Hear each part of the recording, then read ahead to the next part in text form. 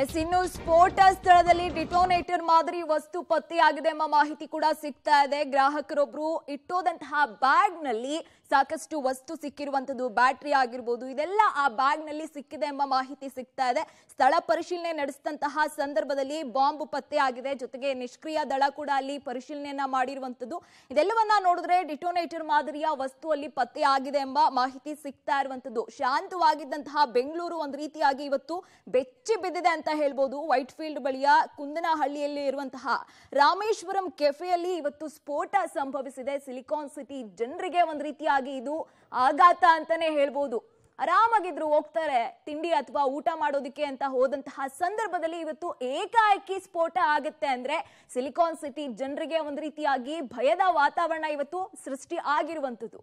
S, details ಕೊಡ್ತಾ ಹೋಗ್ತಾರೆ ನಮ್ಮ ಪ್ರತಿನಿಧಿ ಉಮೇಶ್. ಉಮೇಶ್, ಇಷ್ಟು ಸಹಜವಾಗಿ ಅಪರಾಧ ಕೃತ್ಯವನ್ನ ಎಸಗುವಂತಹ ಮನಸ್ಥಿತಿ ಇರೋರು ಈ ಸ್ಫೋಟಕ ವಸ್ತುಗಳನ್ನ ತಂದು ಇಡ್ತಾರೆ ಅಂದ್ರೆ ನಮ್ಮ ಕರ್ನಾಟಕದ ಲಾ ಅಂಡ್ ಆರ್ಡರ್ ಬಗ್ಗೆನೇ ಪ್ರಶ್ನೆ ಮೂಡುತ್ತೆ. ಡೀಟೇಲ್ಸ್ ಕೊಡೋದಾದ್ರೆ ಚಂದನ, ಈಗಾಗಲೇ ರಾಮೇಶ್ವರ ಕೆಫೆಯಲ್ಲಿ ಸ್ಫೋಟಗೊಂಡಿತ್ತು. ಈ ಪ್ರಕರಣಕ್ಕೆ ಸಂಬಂಧಪಟ್ಟ ಹಾಗೆ ವಿವಿಧ ಟೀಮ್ಗಳು ಕೂಡ ತೀವ್ರ ತನಿಖೆ ಮಾಡ್ತಾ ಇರುವಂತದ್ದು. ಬಹುತೇಕ ಆರೋಪಿಯ ಬಗ್ಗೆ ಈಗಾಗಲೇ DK ಶಿವಕುಮಾರ್ ಅವರು ಕೂಡ ಒಂದಷ್ಟು ಮಾಹಿತಿಗಳು ಹೇಳ್ತಾರೆ. ಅಂದ್ರೆ 12 ಗಂಟೆ ಹೊತ್ತಿಗೆ ಬಂದಂತ ಆರೋಪಿ ಏನಿದ್ದ, ಆ ಆರೋಪಿ ಒಂದು ಬ್ಯಾಗ್ ತೆಗೆದುಕೊಂಡ್ಬಂದು ಇದೇ ರಾಮೇಶ್ವರ ಕೆಫೆಯಲ್ಲಿ ತಿಂಡಿ ಮಾಡ್ತಾನೆ.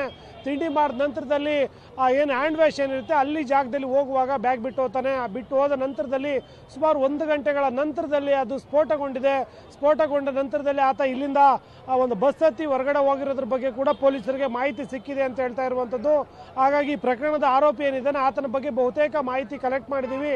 ತಡರಾತ್ರಿ ಹೊತ್ತಿಗೆ ಆತನನ್ನ ಬಂಧನ ಮಾಡ್ತೀವಿ ಅನ್ನೋದ್ರ ಬಗ್ಗೆ ಮಾಹಿತಿ ನೀಡಿದ್ದಾರೆ. ಈಗಾಗಲೇ ಬೆಳಗ್ಗೆಯಿಂದಲೂ ಕೂಡ NIA ಅಧಿಕಾರಿಗಳಾಗಿರ್ಬೋದು, ಗುಪ್ತಚರ ಇಲಾಖೆ ಅಧಿಕಾರಿಗಳಾಗಿರ್ಬೋದು, FSL ತಂಡ ಆಗಿರ್ಬೋದು, ಎಲ್ಲ ತಂಡಗಳು ಕೂಡ ಆ ಸ್ಥಳದಲ್ಲಿ ಮುಖಾಮೂಡಿ ಎಲ್ಲ ರೀತಿಯ ಪರಿಶೀಲನೆ ಮಾಡಿದ್ರು. ಈಗಾಗಲೇ FSL ತಂಡ ಬೆಳಗ್ಗೆಯಿಂದ ಒಂದೇನು 3 ಗಂಟೆ ಹೊತ್ತಿಗೆ ಇಲ್ಲಿಗೆ ಬರ್ತಾರೆ.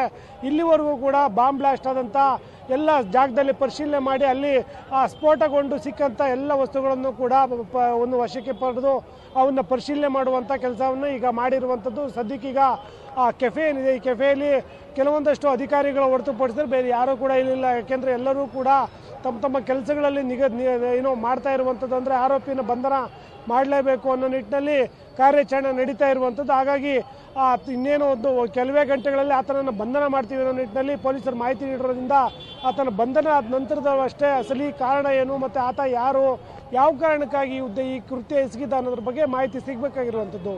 ಚಂದನ.